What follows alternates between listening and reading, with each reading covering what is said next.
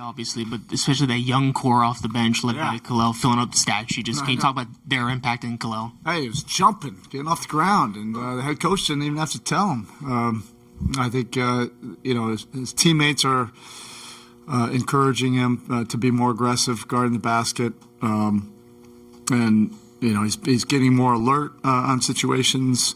This first few rim protections were in our man, which are the toughest ones to get in the pick and roll. But he was super active tonight.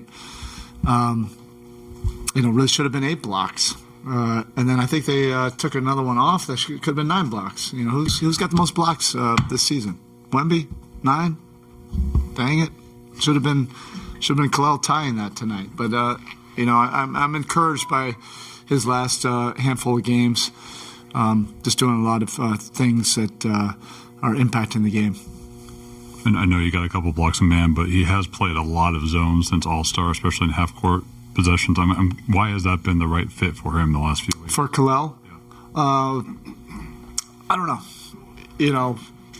But if something's working right now, we're going to lean into it. There's a few less decisions, you have to make. Everything's kind of in front of you. You can just kind of focus on protecting the basket and not have all the nuances of multiple handoffs and pick and rolls and different coverages and, all the cleverness of all the high usage players. The last, 3 games, Bam's also been on the court with him when we've been in our zone. That always helps. Bam's one of our better communicators. But regardless, like I said, the first half we were in our man, and he was very good, in the pick and roll. It seemed like you didn't want to bring Bam back into the game there in the fourth quarter, but how did you like the way the team responded, kind of when you picked up that 5th foul midway through the third quarter? Yeah, that was probably our best stretch. When he went out, we had a really strong finish to the end of the third quarter. Our beginning of the fourth quarter was terrific. We got up to 24, so I thought, we could push that thing and leave Tyler and Bam, on the side with us.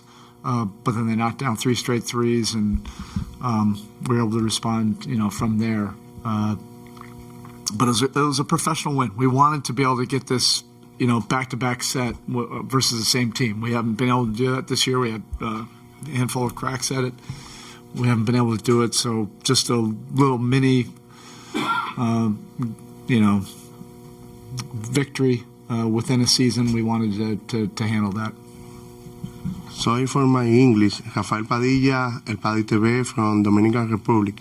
What do you think about Jaime Jaquez Jr., the offense's 18 point? Yeah, well, we're arguably at our best when Jaime plays well. There's a lot of different guys that can impact, but when he's our downhill guy and he's making things happen, in the paint, we become a more dynamic offensive team. And he was very assertive tonight. He was doing it in a lot of different ways, and the ball was able to find him on some closeouts, and then he was also able to have some situations where he was creating something out of nothing.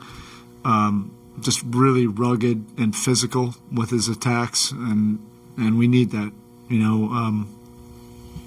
don't want to just play around the 3-point line. We want to be able to attack the rim and put pressure on the paint, and Jaime really allows us to do that.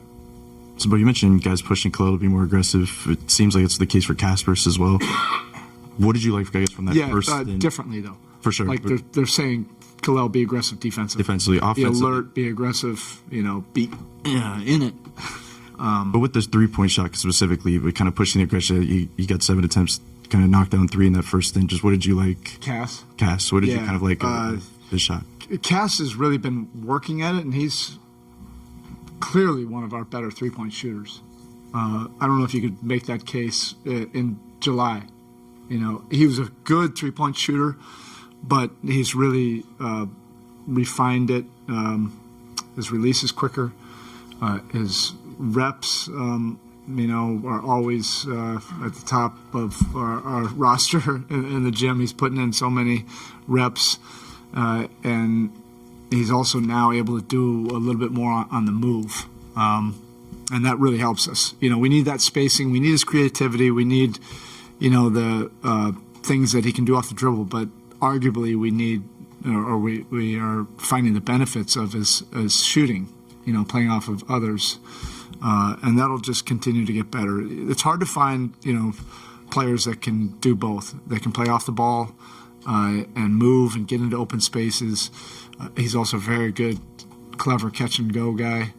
But I think his 1 year at Illinois, he was ball dominant. So he also is one of those guys as well. It won't be as much, with us right now, but you can see where that will also be a skill set that he can, lean into. How will you celebrate the win?